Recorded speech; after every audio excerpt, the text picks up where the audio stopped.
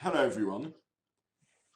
It's been a hard week with the news on Motzi Shabbos that London was entering Tier 4, almost re-entering lockdown. And though the regulations and health advice we have received are clear that we can continue with our current davening arrangements in shul, nonetheless we've had to take the painful decision, as you would have seen in the recent email, to temporarily pause live learning and shiurim in our shul, although they will continue via Zoom. I want to use this platform, however, to remind all of us how important it is to keep with the new COVID rules. With so much uncertainty about what the new mutation means, it makes sense to be cautious for the while until the situation is clarified. I want to alert everyone that numbers are up. I'm seeing this myself in our own community and across northwest London in recent weeks. We're seeing somewhat of a northwest London second wave, with people getting COVID, including those who had it, or at least thought they had it, around Purim and Pesach time. So please be careful and ensure, of course, that your family is also being careful.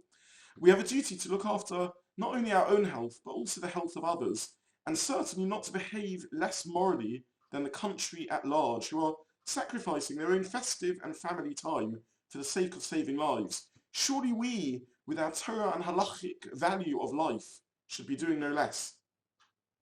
Having said all that, I do hope that you're having a good week and managing to take advantage of this quieter time of year to get a bit of a break. But for us, this time of year also has a particular significance because it's a fairly rare calendar event in which a fast day, Asara BeTeves, falls on a Friday, an Erev Shabbat. And this is something unique to this fast, that we actually observe it as a fast on a Friday, which means that we will be fasting an hour after sunset until nightfall, in other words, an hour into the start of Shabbat. Even Tisha B'Av, which commemorates the actual destruction of the Beis HaMikdash, is nidche, is pushed off to avoid a clash with Shabbos, and yet Asara BeTeves is not. So firstly, on a practical level, how does a Friday fast work? Well, basically like a normal fast. And whilst there's some debate as to whether one can be Mekabel Shabbos, bring Shabbos in early and so finish the fast off early, La Halacha we paskin that we fast the whole day and complete it until nightfall before we make Kiddush, as mentioned. Shacharis is the same as any normal fast day Shacharis, and after that, during the course of the day, all the normal Shabbos preparations take place. At Mincha, we learn and say Haftarah and add Anenu, as we would do on a regular fast. However, we don't say Tachnun and Avinu Malkeinu because of Shabbos approaching. As a result, in Shul, we will daven Mincha and Kabbalah Shabbos this Friday a little early to allow us time for the extended fast day Mincha and Leinin, which will then be followed by our normal beautiful Kabbalah Shabbos, time to finish a little earlier than usual. I also won't give my normal Friday night Dvar Halacha this week to help us finish on time, so that everyone will be able to get home in time to make Kiddush on the dot of nightfall at 4:44 p.m. Those who are especially hungry can recite Kiddush as soon as the fast is over and delay the singing of Shalom Aleichem and Eishes Chayil and so on for later in the meal. But moving away from Halacha, why do we fast on Asara BeTeves? And why is there this unique Friday Shabbos fast phenomena? The reason for fasting on Asara BeTeves is that it is the day that the Babylonian king Nebuchadnezzar started his siege of Yerushalayim, setting into motion the process that culminated in the destruction of the Beis HaMikdash a few years later. Yet obviously there's something unique about Asara BeTeves that means that we keep it on a Friday. In fact, and perhaps this is the reason for this, the Abu Dhram, an early Spanish authority, says that even were Asara BeTeves to fall on Shabbos, an impossibility in our current fixed calendar, we would fast on Shabbat.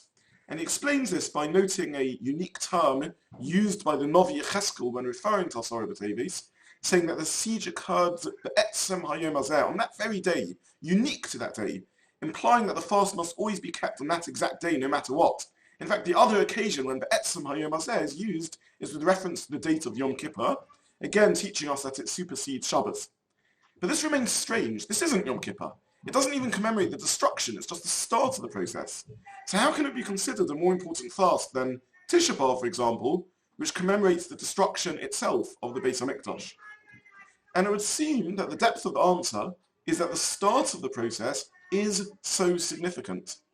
We can think of Asara BeTeves as a minor festival. Nothing too bad actually happened on it. Yet it was the first warning shot, the alarm siren alerting us that all was not well.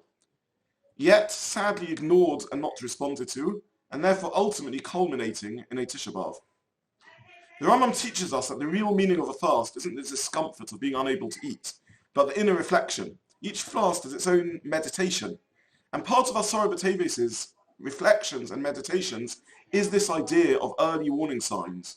What are the small alerts, the near silent indicators, easy to ignore and to pretend not to notice, but that alert us that all is not quite right, that our spirituality is drifting, or that a relationship needs a bit more investment. And at this early stage, so easy to fix. The enemy is still outside the gates. We can still put that extra time in, start that shir, tweak our schedule, find the time for extra learning, review halacha, correct our work-life balance, reach out and strengthen relationships and connections. And this is what Asara BeTeves is about.